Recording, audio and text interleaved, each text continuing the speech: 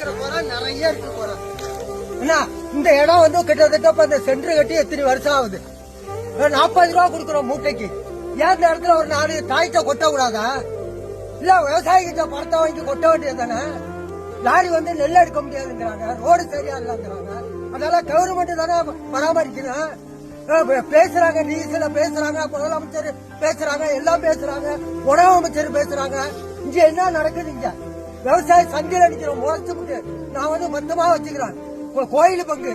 அவங்க பேச போடுறாங்க கோர்ட்ல. நாங்க என்ன பண்ண முடியும்? பணம் கட்டினாதான் சர்டிபிகேட் கொடுப்பாங்கிறாங்க. என்னங்க பண்ண முடியும்? நாங்க என்ன சாவாய முடியும்? ஒரு குடும்பத்துல 5 பேர் இருக்கிறோம், என்ன பண்ண முடியும்? இதெல்லாம் கவர்மெண்ட் எடுக்கணும்ல.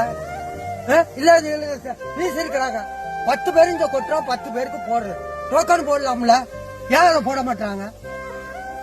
இந்த இடம் எப்படி இப்ப இன்ஜின் வச்சு இறக்கிறாங்களா? இன்னைக்குதான் இதுக்கு 9 விவசாயி நிக்கிறாப்புல. இதுல இறங்க தண்ணி இன்ஜினே தூக்கிட்டு வாங்க, தோண்டிகா போடுங்க. இதெல்லாம் எப்ப செய்கிற வேலை? செஞ்சு வைக்க வேண்டியதானே இந்த வேலையெல்லாம். சம்பாவில நெல் கொள்முதல் பண்ணீங்களா, அப்ப அப்படி போட வேண்டியதானே. இதை இதுல வர்ற அதிகாரி பூரா எல்லாம் வந்து பாடுறாங்க, போறாங்க, பாக்குறாங்க. அதெல்லாம் செய்ய வேண்டியதானே.